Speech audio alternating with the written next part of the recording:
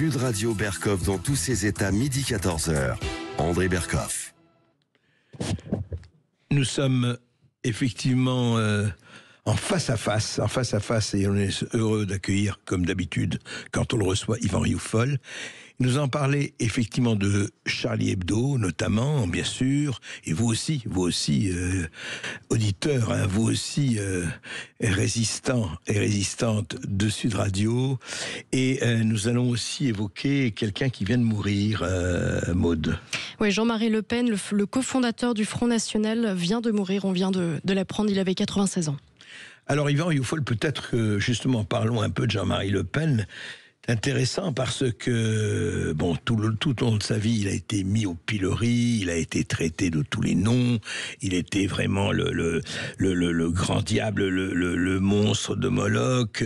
Et puis là, il s'en va, je ne sais pas comment, on verra un peu les horizons funèbres, mais c'est autre chose, mais il s'en va à 96 ans, après une vie bien remplie. Mais qu'est-ce qu'on peut dire effectivement, rétrospectivement, de ce destin assez étonnant ? Ce qu'on peut en dire, c'est que ses yeux se ferment alors que les yeux s'ouvrent. C'est-à-dire que lui, pendant très longtemps, a décrit le réel en étant diabolisé, avec également de sa part des grandes maladresses qui ont fait retarder les sujets qu'il abordait. Mais les sujets qu'il abordait étaient des sujets réels, à savoir l'immigration de peuplement, l'islam radical, la fragilité de la cohésion nationale, tout ceci.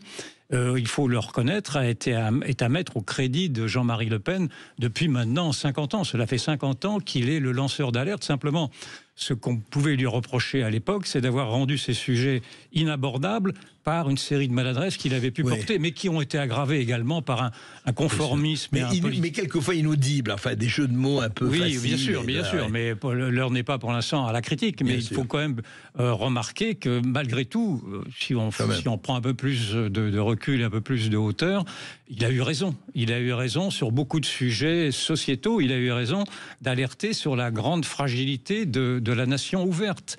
Et c'est ceci qui apparaît maintenant aujourd'hui aux yeux du plus grand nombre. Et il meurt alors que sa propre fille maintenant est au top 10 ou en 11e position des personnalités préférées des Français. Jordan Bardella est en 10e position. Je parle du classement JDD qui a été publié dimanche. Et que l'on voit qu'aujourd'hui toutes ces idées souverainistes, toutes ces idées qui étaient considérées comme étant pseudo-fascistes avec une bêtise accablante sont des idées qui sont maintenant plébiscitées parce qu'il y a maintenant beaucoup de Français qui comprennent ce qu'est effectivement ce qu'étaient ces alertes-là et ce qu'est devenu la réalité 50 ans après. C'est-à-dire qu'on a perdu 50 ans. Si on avait bien voulu écouter Jean-Marie Le Pen depuis 50 ans, en passant outre naturellement ces dérapages et ces outrances, notamment antisémites, ou présumés antisémites, je ne sais pas s'il lui-même était antisémite, je ne vais pas faire son procès, on aurait gagné beaucoup de temps. Voilà. En tout cas, une chose est certaine, c'est que, évidemment, avec des si, vous savez il fallait peut-être passer par tout cela pour aboutir où on en est. Ça, évidemment, personne ne le saura. C'est conditionnel. Mais justement, ça coïncide. Alors, c'est ça qui est intéressant, Yvan Rioufol, ça coïncide avec les 10 ans du massacre de Charlie Hebdo et de l'hypercachère et autres, et quelques mois avant les 10 ans du Bataclan, enfin du meurtre de masse, là on peut le dire, au Bataclan, novembre 2015. Est-ce que vous voyez non pas un lien, mais quelque chose qui fait que cette société, on se dit 10 ans après, vous vous rappelez, il y avait eu les manifestations, 4 millions de Français dans les rues de toutes les villes de France, je suis Charlie, etc. À votre avis, on en est où aujourd'hui, 10 ans après ? Malheureusement, on a régressé. On a régressé parce que l'on n'a pas voulu analyser depuis 10 ans, depuis même 13 ans, parce que n'oublions pas 2012 et les assassinats de Merah. Mohamed Merah, oui. Qui avaient commencé. Déjà, c'était déjà un premier djihadisme. Nous n'avons pas voulu analyser, nous, collectivement, enfin, nous étions quelques-uns à l'avoir fait, bien entendu, dont vous étiez aussi, mais ce que représentait le totalitarisme islamique, c'est-à-dire cette idéologie totalitaire, anti-juive, anti-occidentale, anticapitaliste. C'est pour cela que ça a résonné agréablement aux oreilles de l'extrême gauche. Et on n'a pas voulu analyser cette idéologie au prétexte de ne pas tomber précisément dans le racisme. Et c'est l'idéologie antiraciste qui a rendu inaudible Jean-Marie Le Pen et qui a rendu inaudibles les lanceurs d'alerte de l'époque qui qui demandait, qui sommait de bien regarder ce qui se passait sous nos yeux à travers ces attentats. Ces attentats n'étaient pas simplement la revanche d'opprimés ou simplement des actes de cinglés, c'était effectivement une idéologie islamiste, l'islam radical, une déviance de l'islam, mais l'islam malgré tout, qui s'en prenait à travers des caricaturistes, des journalistes, mais à travers également des juifs, à travers plus généralement ensuite la population des bistrots, rappelez-vous les terrasses, le Bataclan, qui s'en prenait à un mode de vie, qui s'en prenait à l'Occident. Et moi je fais procès d'abord d'une régression, c'est-à-dire qu'aujourd'hui, 10 ans après, on voit que l'islamisme s'est infiltré encore davantage dans les territoires perdus de la République. Il y a bien dans les cités d'immigration. Oui, perdu pour certains et conquis par d'autres. Conquis par d'autres. Et s'est infiltré territorialement et s'est infiltré dans les esprits, plus gravement dans les esprits. Moi, j'ai toujours en tête ces sondages épouvantables qui montrent que maintenant, à près de 60%, 70%, la jeunesse musulmane est plus réceptive à la charia, c'est-à-dire à la loi islamique, qu'à la Constitution française. Et donc, il y a eu tout ce temps perdu, tout ce gâchis qui ont été une série de renoncements au prétexte de bons sentiments, de ne pas stigmatiser, de ne pas faire d'amalgame, d'éviter l'islamophobie, etc. Enfin, toutes ces vertus qui ont été instrumentalisées d'une manière très intelligente d'ailleurs par les minorités, et singulièrement par les minorités les plus quérulantes, les minorités qui en voulaient le plus à notre modèle de vie, et singulièrement à cet islam politique. Mais ce qui est intéressant, donc nous avons perdu une bataille. Oui, mais on n'est pas les seuls à avoir perdu. Enfin, si vous dites qu'on a perdu une bataille, ça va peut-être plus loin. Vous avez vu, hier, nous avons parlé très très longuement de ce qui a été révélé, qu'on savait déjà, mais qui a été révélé de manière mondiale par Elon Musk sur ce qui s'est passé en Angleterre. Et ce qui s'est passé en Angleterre, ce qui est fascinant, et je voudrais justement avoir votre avis sur la question, c'est que ça a duré 20 ans. Depuis les années 80, pendant 10 ou 20 ans, on a massacré, torturé, mis en esclavage, en prostitution, des filles de 11, 12, 13 ans, 14 ans en Angleterre, des filles évidemment anglaises dites de souche, plutôt appartenant aux classes populaires d'ailleurs, familles décomposées, par des gangs de Pakistanais, d'Indo-Pakistanais, et on n'en parlait pas, et c'est extraordinaire parce que justement il fallait pas passer pour raciste parce que c'était des racisés. Donc ni la police, ni ordre avait été donné à la police de passer dessus, ni les médias, ni les politiques, ni les départements de justice n'en parlaient. C'est-à-dire, c'est toujours la peur, oui mais on va passer pour des racistes, donc on n'en parle pas. Oui, il faut faire le procès non pas de l'antiracisme, naturellement, l'antiracisme est tout à fait respectable, nous sommes tous antiracistes, mais faire le procès de l'idéologie antiraciste qui a amené à des perversions, en fermant les yeux sur ces viols de masse, qui d'ailleurs incite également toutes les féministes soi-disant universalistes à se mobiliser sur les viols de Mazan, et on le comprend bien, elles ont bien raison, mais à ne rien dire, et encore maintenant, alors que les révélations s'accumulent, à ne rien dire, assourdissant des féministes. Encore maintenant, les féministes ne disent rien. Et donc cet antiracisme-là a cautionné ce sexisme et cette brutalité, et bien plus que ça, ces crimes sexuels, mais plus que ça, l'antiracisme a protégé également le nouvel antisémitisme. C'est encore ceci qui est le plus aberrant, parce que dès les années 2000, le nouvel antisémitisme des cités qui étaient liées à la deuxième intifada en Israël avait fait en sorte que les juifs des cités françaises soient contraints de quitter ces cités-là pour se protéger de leur propre sécurité. Or, dès cette époque-là, dès les années 2000, je m'en souviens parfaitement pour l'avoir décrit à plusieurs reprises, les grands mouvements antiracistes, SOS Racisme, la LICRA, tout ce que vous voulez, s'étaient tus également pour ne pas stigmatiser, pour ne pas montrer du doigt. C'était à l'époque, le slogan était « On ne montre pas les banlieues du doigt ». Je m'en souviens parfaitement parce qu'on m'en faisait le reproche, alors que moi, comme d'autres, disions qu'il y avait quand même quelque chose d'ahurissant à voir que des juifs quittaient des cités sous ce nouvel antisémitisme qui ne voulait pas être nommé par les antiracistes. Donc les antiracistes ont protégé des crimes sexuels et les antiracistes ont protégé le nouvel antisémitisme. Et on en est là, et vous avez raison de montrer que grâce à Elon Musk, dans le fond, et grâce à la libération de la parole qu'il apporte lui-même à travers son formidable réseau X, tous ces crimes-là, qui étaient des crimes, moi-même j'en ai parlé dans mon blog dans les années 2017, j'avais même pris la défense de Tommy Robinson à cette époque-là, qui est ce journaliste britannique qui, dès cette époque, avait été mis en prison dans l'indifférence générale. Et je me souviens d'avoir fait un blog en 2017 en disant silence, ou quel était le titre, silence sur un journaliste mis en prison. Et il y a eu cette aberration de notre propre corporation, des journalistes, à ne pas vouloir défendre une liberté d'expression et un authentique lanceur d'alerte qui, effectivement, a été considéré et est considéré maintenant comme étant un voyou et avec le 1000 procès qui l'accablent, alors que son principal défaut a été de dire les choses. Et comme aujourd'hui, un certain nombre de bonnes âmes refusent de défendre Boualem Sansal, emprisonné actuellement en Algérie depuis novembre. Il a 80 ans, il a un cancer. À part ça, alors évidemment, beaucoup de gens, et heureusement, ont pris sa défense et travaillent à sa défense, mais vous avez un certain nombre de gens, oui, mais enfin, vous comprenez, faut faire attention, voilà. C'est toujours le oui mais. Et pour Boualem Sansal, si vous écoutez bien les arguments qui sont développés maintenant pour ceux qui ne veulent pas le défendre ou qui ont des réticences à le défendre, et il commence à être dit que Boualem Sansal, dans le fond, penchait plutôt vers l'extrême droite. Et au prétexte que Boualem Sansal critiquait l'islam, dont il ne faisait pas la différence, qu'il ne différenciait pas de l'islamisme. Et donc, à chaque fois que vous brandissez cette accusation en extrême droite, et Dieu sait si Le Pen en a été naturellement la cible, c'est que vous voulez taire précisément des réalités dérangeantes. C'est vraiment le vieux procédé stalinien qui est appliqué depuis le communisme. Vous rappelez-vous, ceux qui dénonçaient les goulags de l'époque ou qui dénonçaient les crimes communistes étaient également considérés comme étant d'extrême droite pour leur clouer le bec. C'est très intéressant. C'est le même procédé qui est appliqué aujourd'hui et dont souffre maintenant Boualem Sansal, parce que Boualem Sansal, naturellement, n'a rien d'extrême droite. C'est un intellectuel français, franco-algérien, mais français très récemment, et beaucoup plus français qu'algérien dans sa liberté d'expression, dans son esprit voltairien. Et c'est cet esprit voltairien que l'on veut faire taire. Et je trouve que même l'Élysée est d'une prudence de sioux, pour ne pas dire d'une lâcheté accablante, à ne pas vouloir briser les reins de ce régime. C'est ce que dit Xavier Driancourt, l'ancien ambassadeur de France en Algérie. Il est très courageux de le dire. Oui. Cela dit, écoutez, il faut comprendre aussi, c'est pas pour défendre le président de la République ou les autorités françaises.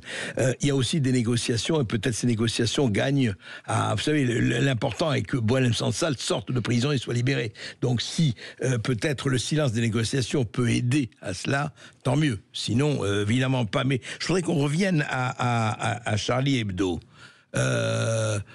Avant cela, on va prendre une petite pause et puis nous allons continuer. Réagir et nous adresser vos témoignages au sujet de Charlie Hebdo.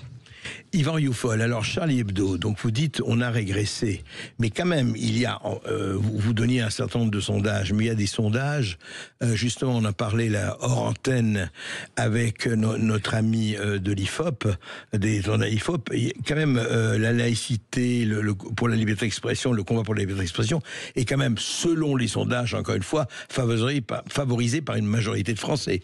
Ah mais oui, bien sûr, mais moi je vous parle de la lâcheté de l'État, je vous parle de la lâcheté de l'establishment, de l'intelligentsia, de tous ceux qui sont de cette France d'en haut. C'est cette France d'en haut qui a rendu les armes depuis plus de 10 ans face à l'islam pour ne pas avoir voulu regarder... Face à l'islamisme, disons. Face à l'islam et face à l'islamisme, en tout cas face à l'islam politique.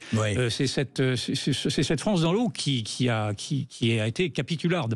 Mais en effet, et c'est d'ailleurs pour cela que je suis relativement optimiste malgré tout, j'observe comme vous que l'opinion, au contraire, et c'est radicalisé même, c'est radicalisé dans une sorte d'intolérance à toutes d'abord aux intolérances. Aux intolérances, bien sûr. C'est ceci qui me fait dire que nous pouvons nous en sortir, mais simplement nous nous en sortirons simplement si nous acceptons d'abord de désigner ce qu'est aujourd'hui l'islamisme. Or, vous remarquerez, nous allons rendre hommage maintenant à toutes les victimes de 2015, singulièrement au Bataclan. Par exemple, les plaques commémoratives au Bataclan notamment sont pour dire souvenir à tous ceux qui sont tombés sous les balles des terroristes, mais on ne dit pas qu'ils étaient ces terroristes. On n'ose pas, on n'ose toujours pas, même sur les plaques commémoratives, dire que c'était des terroristes islamistes, alors que sur toutes les autres plaques parisiennes, quand vous avez des petites plaques pour les fusillés des nazis, on dit fusillés par les nazis. Donc il n'y avait pas cette prévention-là pour désigner les nazis. Or, cela reflète quand même, malgré tout, la réticence que nous avons encore aujourd'hui à désigner l'islamisme de peur d'avoir à stigmatiser des musulmans. Naturellement, il me semble que tous les musulmans ne peuvent pas se reconnaître. Il y a des musulmans qui se reconnaissent dans l'islamisme, mais il y en a beaucoup d'autres qui ne se reconnaissent pas. Et donc c'est à ceux-ci qu'il faut s'adresser. Et puis la deuxième chose qui m'horripile et qui en fait m'effraie, c'est de voir la grande connivence, que ça a déjà été dénoncé bien entendu, mais de l'extrême gauche vis-à-vis de cette idéologie, parce que l'extrême gauche a cru voir dans le musulman le nouveau damné de la terre, dans l'islam révolutionnaire révolutionnaire, une sorte d'ersatz d'un communisme qui serait un communisme avec Allah en plus. Et nous avons vu que cette infiltration de l'idéologie auprès des jeunes esprits faibles, notamment musulmans, a été favorisée également par les exemples des appareils politiques de l'extrême gauche, de la France insoumise, mais également du Parti socialiste de M. Faure, qui, par antisionisme, qui, par exaltation des minorités, a fait en sorte, en effet, de rendre impossible... Oui, mais Yvan Rioufol, je crois que vous oubliez une dimension non négligeable, l'électoralisme. Je veux dire, il y a quand même, il pense, à mon avis, à tort, mais parce que effectivement, il pense, si vous voulez, l'idée, c'est oui, mais vous comprenez, il y a une population musulmane de temps, en assimilant tous les musulmans, sont eux, en fait, qui assimilent les musulmans des islamistes radicaux, en disant, oui, mais alors il faut flatter ça, comme ça on a 70% des... Or, pour moi, c'est un racisme total. C'est-à-dire, les musulmans sont tous les mêmes, donc en flattant cela, on va avoir le vote musulman. C'est quand même assez aberrant aussi. Oui, c'est aberrant, mais oserais-je dire que malheureusement, ça risque de marcher. C'est peut-être ça aussi, parce qu'en effet, vous avez raison, il faut dissocier les musulmans de cette idéologie-là. Et moi, j'appelle à nouveau, j'avais suscité une polémique il y a 10 ans, jour pour jour à RTL, en demandant aux musulmans de sortir dans la rue afin de montrer qu'ils ne se reconnaissaient pas dans cette idéologie qui tue au nom d'Allah. Cela m'avait valu, à l'époque, sur le plateau de RTL, de On refait le monde, tous les reproches de ceux qui débattaient avec moi. Je ne comprends toujours pas pourquoi, parce que je dirais exactement la même chose maintenant, et je trouve qu'on a perdu beaucoup de temps. Et je pense qu'il y a en effet une lâcheté à vouloir flatter un électorat, d'autant que j'entendais l'ancien ambassadeur de France à Alger, Xavier Driancourt, nous dire qu'il y avait maintenant, selon lui, 6 à 7 millions de franco-algériens en France. Moi, je pensais que c'était 2 à 3 millions. Lui assure que c'est près de 10% de la population française. Donc 10%, ça fait un électorat. 10%, ça fait une élection. Et d'ailleurs, peut-être vous souviendrez que François Hollande avait été élu, avait-on dit, grâce aux voix musulmanes qui s'étaient portées sur lui très prioritairement contre Nicolas Sarkozy. Donc aujourd'hui, même le fait de l'immigration de peuplement a fait que, même s'il n'y a pas de grand remplacement visuel et palpable, ce grand remplacement dont parle d'ailleurs Daniel Cohn-Bendit dans une interview. Que ça vous a plu, ça. Oui, ça m'a bien plu parce qu'il commence à prendre les mots des adversaires, c'est-à-dire qu'il commence à admettre qu'il a perdu, que ce grand remplacement est en train de bouleverser malgré tout la sociologie politique de la France. Et donc nous découvrons aujourd'hui, après avoir été les yeux grands fermés, nous découvrons quelle est la somme de désastres que les prétendus observateurs, les prétendus vigies n'ont pas voulu voir. Parce qu'elles étaient visibles, naturellement. Ce qui est étonnant, effectivement, on fait la somme toujours des aveuglements, de tout ça. On a l'impression, il faut relire le Marc Bloch, Les tranches des fêtes. En 40, il est plus que temps, oui. Il est plus que temps. Parce que effectivement, les mêmes mécanismes se reproduisent. C'est-à-dire d'essayer de ne pas comprendre, de ne pas voir quelles sont les nouvelles réalités, de se dire que l'on va puiser dans le passé, dans les vieilles techniques du passé pour appliquer des comportements modernes. Non, on est en train de... C'est un bousculement.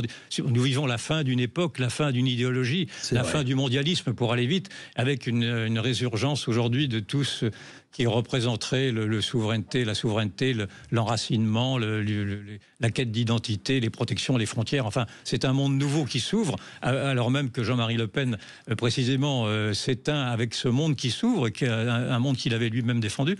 Et donc, c'est ceci que nous vivons. Donc, ce qui est intéressant, justement, Yvan Rioufol, c'est que qui, aujourd'hui, se proclame et se défend souverainiste, que ce soit de Poutine à Le Pen, en passant par Xavier Milei ou Fico ou Orban, peu importe ce qu'on pense, on n'est pas. Mais il y a aujourd'hui des revendications un peu partout de souverainisme, de patriotisme et d'identité. Mais oui, qui explose. Il est intéressant de voir que le président canadien Trudeau, enfin non, il n'était pas président, il était, je sais plus, Premier ministre canadien Trudeau démissionne. Alors Trudeau, c'était le symbole du multiculturalisme, de la bienveillance, du wokistan, c'était le wokistan. Et donc le wokistan assume son échec en démissionnant, tandis que l'on voit apparaître maintenant des personnalités comme Elon Musk, qui elles, au contraire, sont en train de s'affirmer face à... en fait, face à l'hégémonie de Soros, qui était l'hégémonie de la société ouverte, du mondialisme, etc. Et dont personne ne parlait des interférences. Et qui avait des interférences très fortes dans tous les pouvoirs et dans toutes les nations.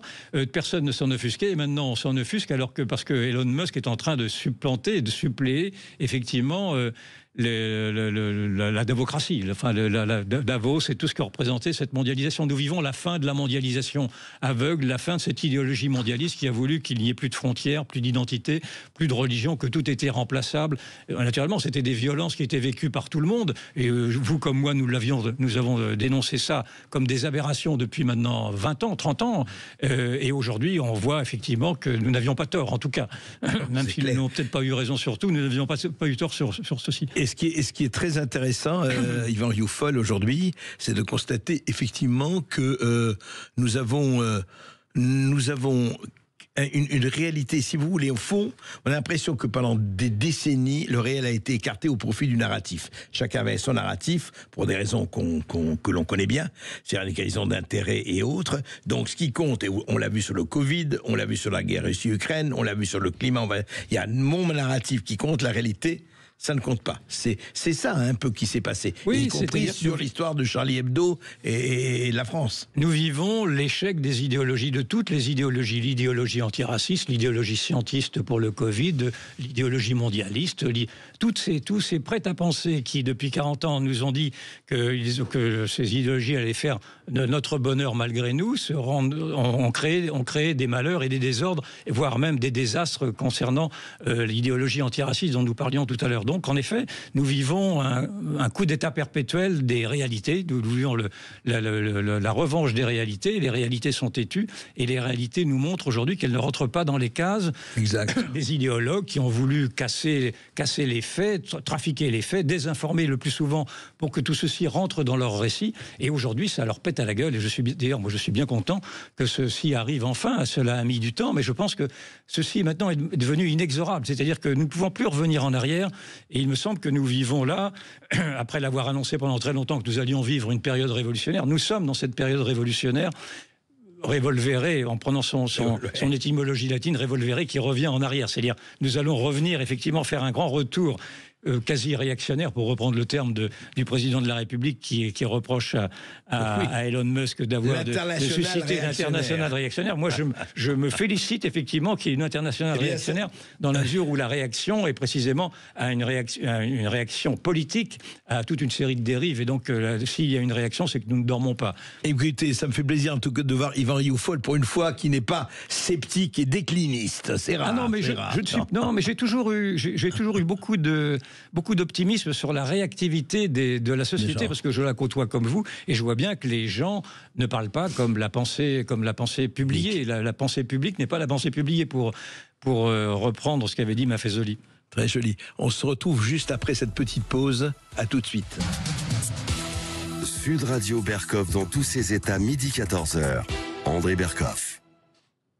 Eh bien, Yvan Rioufol, justement, aujourd'hui on parle et on commémore les 10 ans, mais 10 ans, 20 ans, 30 ans, tout ce qui s'est passé, cette espèce, les horreurs qui continuent, bon.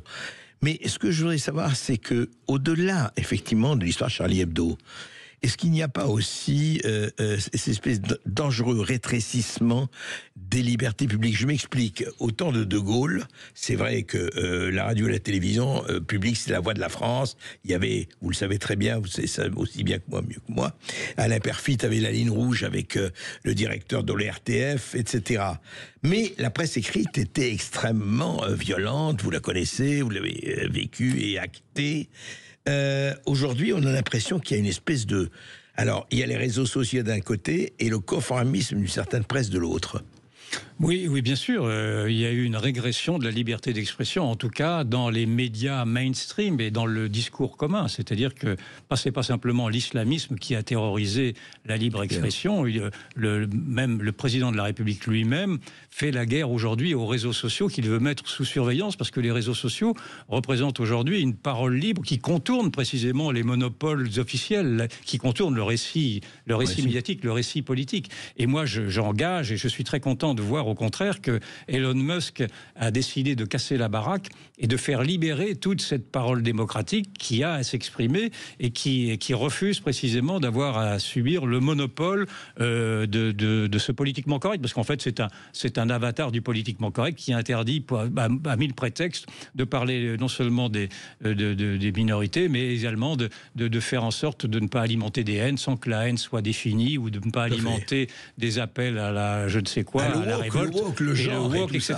Ouais. Et donc nous vivons depuis très longtemps une régression démocratique que je dénonce depuis longtemps, une régression démocratique qui fait même dire dans les vœux d'Emmanuel Macron qu'il regrette les décisions électorales qui ont été prises en Roumanie, en Bulgarie, je ne sais plus dans quels autres pays. Oui, on annule des élections parce qu'elles ne sont pas conformes à ce que désirerait l'Europe et sa prétendue vision démocratique, alors que ce sont malgré tout des peuples qui se prononcent. Et donc nous vivons là une régression démocratique, et je suis heureux de voir que parmi la réactivité de l'opinion, il y a une réactivité également en l'occurrence d'un milliardaire, d'Elon Musk. Enfin, nous avons vu qu'il y avait des milliardaires qui pouvaient participer à la liberté d'antenne et à la liberté de leur zone de confort. Qui sortent de leur zone de confort. Et moi, je leur rends grâce, parce que c'est grâce à eux que nous allons retrouver leur liberté. Et moi, j'appuie ce combat d'Elon Musk contre l'Union européenne. Non pas de tout dire sur les réseaux sociaux. Nous savons bien que dans les réseaux sociaux, il y a le pire et le meilleur. Il y a toujours la loi. Ça peut être une bouche d'égout, on est bien d'accord. Mais à travers cette bouche d'égout, on peut en faire le tri. Il y a un formidable potentiel démocratique, d'abord à décrire les faits, à décrire les réalités, parce que maintenant, si vous observez bien, toutes les télévisions officielles courent après les réseaux sociaux quand ce sont eux qui dénoncent des réalités qui jusqu'à présent étaient des réalités dérangeantes. Donc pour ça que je suis optimiste pour la suite. Eh bien, écoutez, essayons de partager cet optimisme. Qui vivra verra, et qui votera verra. Et votera. Merci, Yvan Rioufol. Merci à vous. Sud Radio Berkov dans tous ses états, midi 14h. André Berkov. Nous l'avons annoncé, Jean-Marie Le Pen est mort. Il est mort à 96 ans. Il avait fondé le Front National en 1972. Il l'a dirigé jusqu'en 2011, effectivement, où il a laissé la place contraint ou forcé ou volontaire à Marine Le Pen. Nous allons en parler beaucoup, et je vous demande, auditeurs de Sud Radio, résistants de Sud Radio, nous avons été les premiers à faire une interview de Jean-Marie Le Pen. Nous avons un an exactement avant sa mort, il y a un an. Nous sommes allés le voir à rue Malmaison, chez lui. Et il nous a reçus pendant 1 heure, et nous allons diffuser cette interview demain sur Sud Radio entre 13h et 14h.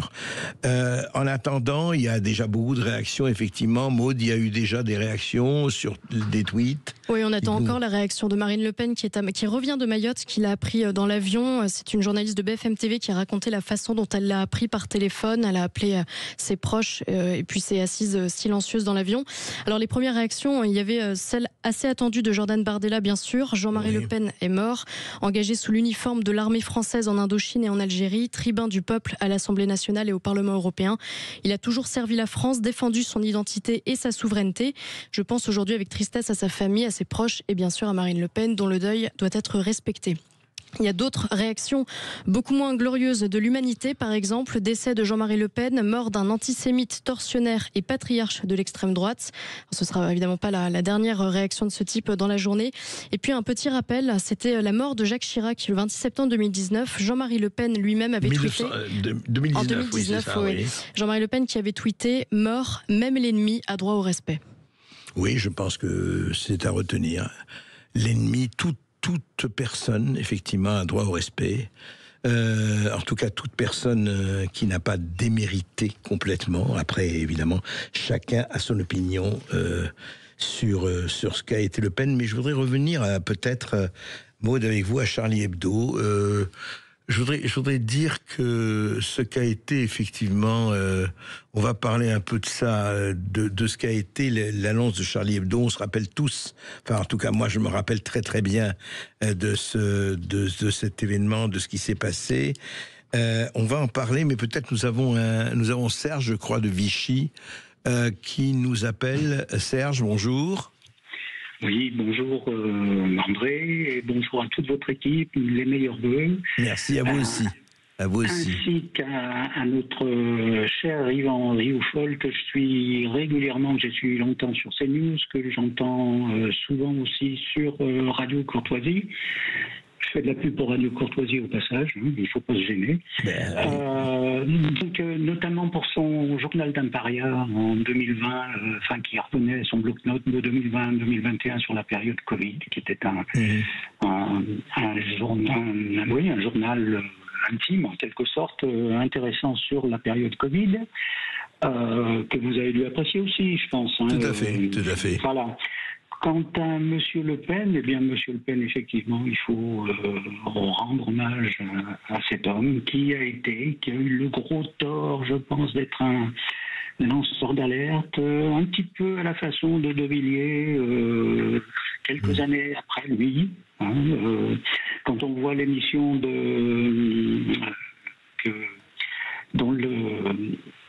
M. De Villiers sur CNews le vendredi soir, on s'aperçoit qu'il y a souvent des parallélismes et des rapprochements et des concordances. Des retours en arrière, notamment en ce qui concerne l'immigration, en ce qui concerne l'Europe, etc. Et c'est vrai qu'il y avait une parenté idéologique entre les deux. La manière du parachutiste était peut-être un peu brute par moment, un peu maladroite. C'est sûr que ça lui a nuit, c'est évident. Et je disais à Manuel tout à l'heure que tout ce que vous avez dit au départ avec Monsieur Rioufol sur l'immigration, eh bien, je le retrouve quasiment mot pour mot dans un vieux livre d'Alain Griotret. Publié en 1984, qui avait pour titre Les immigrés. Donc c'était déjà un problème en 1984, à tel point que dès la première page, il nous dit « Nous subissons aujourd'hui de plein fouet les conséquences de l'immigration massive de ces 20 dernières années. » Donc pour lui, ça a commencé au milieu des années 60. Mais vous savez, Serge, je veux dire quelque chose par rapport à ça. Ça fait, vous dites qu'en 84, donc il y a 40 ans et plus, mais vous savez qui était le premier qui a dénoncé publiquement et très fort l'immigration, qu'elle soit officielle ou clandestine, c'était un certain Georges Marchais, secrétaire du Parti communiste français. En 80, il dit donner aux applaudissements des camarades à l'époque. On a tendance à l'oublier, dans ça. La banlieue parisienne, je crois. Oui. C'est ça, absolument, oui. Où il y avait d'ailleurs où il y avait eu d'ailleurs je ne sais pas, ils avaient démoli à l'époque, des militants avaient démoli des Géco qui étaient des travailleurs immigrés. Donc, mais vous savez, ce qu'on dit aussi, par exemple, là dans le livre de M. Griotret, qui, il ne faut pas l'oublier, est quand même quelqu'un qui a été résistant. Oui. Il fait partie de ces étudiants qui ont manifesté contre les Allemands dès le début de 1940. De l'occupation, oui. Ah oui, tout à fait. Ils ont descendu les Champs-Élysées, bien sûr, ils ont été arrêtés. Mais enfin bon, c'était quand même pas n'importe qui, ce monsieur. Et là, dans son livre, il cite l'ambassadeur de Tunisie. On parle souvent de la fameuse interview d'Hassan II, vous savez, par... Oui, bien sûr. Par Anne Sinclair, où il dit... Tout à fait. Eh ben, l'ambassadeur de Tunisie, d'après M. Griotret, qu'il cite, alors ça aurait été une déclaration qui a été faite à Europe 1 le 12 juillet 83. Je vous le lis, c'est pas très long. Hein. Il ne faut pas se cacher derrière des sentiments généreux qui sont louables, mais qui parfois ne sont pas réalistes. L'intégration ne s'impose pas. Il y a beaucoup de gens qui se font des illusions à ce sujet, qui pensent que la deuxième génération est une génération qui est appelée à s'assimiler, à s'intégrer. C'est vrai qu'on entendait beaucoup ça dans les années 80. C'est une grave erreur, parce que l'intégration se fait par vocation, parce qu'on sent qu'on a la vocation de s'établir définitivement dans ce pays, d'en adopter les mœurs, de se fondre même dans cette société. Mais croire que l'on peut obtenir cela par des décisions, politique sans doute, en essayant de créer je ne sais quelle sorte d'amalgame de population, on se trompe beaucoup, fermez les guillemets, et c'était l'ambassadeur de Tunisie en 80. 83. 2 jours avant la fête nationale française, le 12 juillet.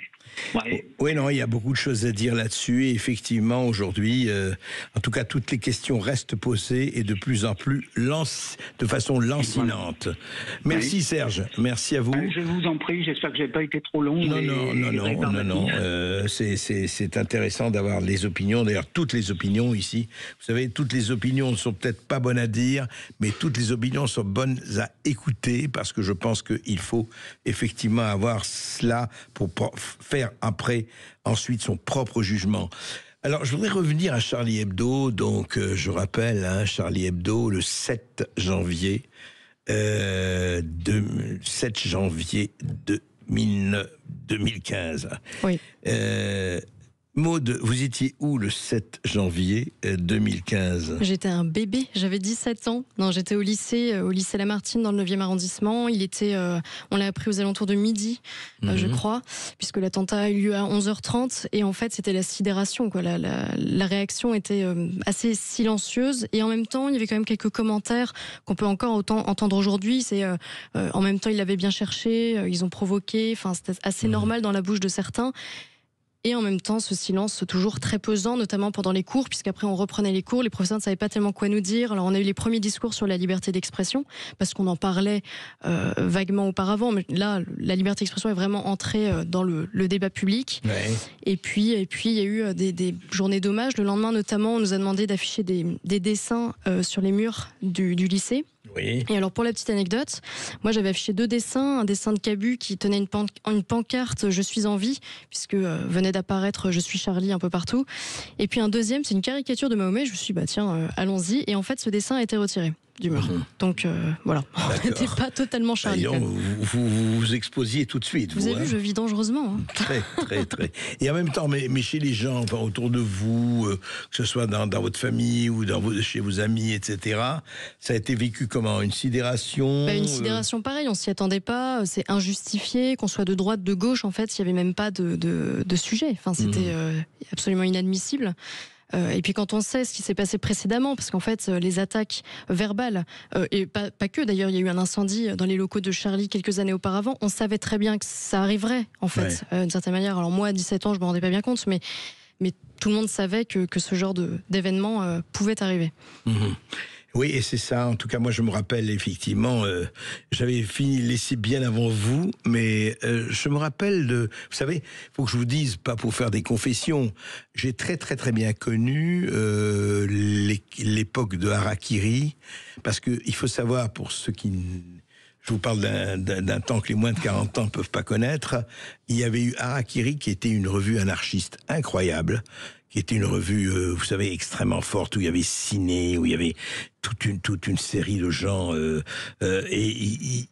Alors justement, il n'y avait un respect à rien. C'est-à-dire que on y allait, c'était le journal Bête et Méchant.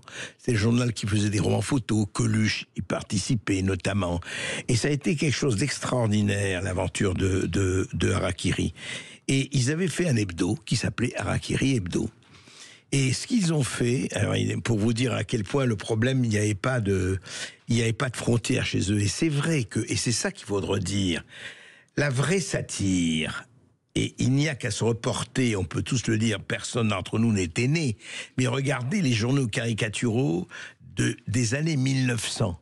Mais ils étaient 100 fois plus violents, ils y allaient 100 fois plus fort, que ce soit sur la calotte, la religion catholique à l'époque, au moment des disputes sur la laïcité, sur les riches, les curés, les pauvres, surtout, ils y allaient à mort. Les disputes, effectivement, entre politiques et tout, mais c'était d'une violence totale, avec un talent, avec un talent pamphlétaire, avec un talent d'écriture, avec un talent de style qui est extraordinaire. Et alors, qu'est-ce qui s'est passé avec Harakiri Hebdo, qui continuait dans la même voie ? Bon, eh bien, De Gaulle meurt, et quelque temps avant, il y avait eu un incendie dans un Danzig à Saint-Laurent-du-Pont.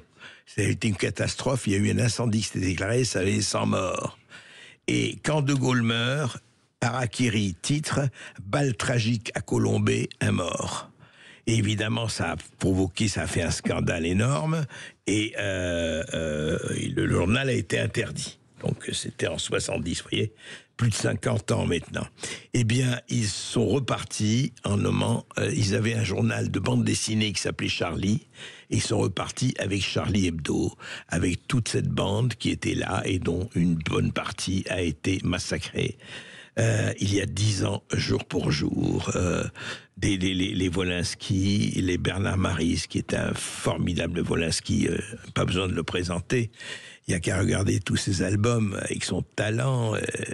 Regardez Bernard Maris, qui est un économiste formidable. Enfin, tous ces gens qui étaient là, fauchés, parce que, voilà, ils ont attenté à des choses. Il faut bien comprendre, ils ont attenté à un Dieu que certains ne veulent pas. Alors, ils ne veulent pas, et ils disent, eh bien, si c'est comme ça, vous méritez la mort, parce que...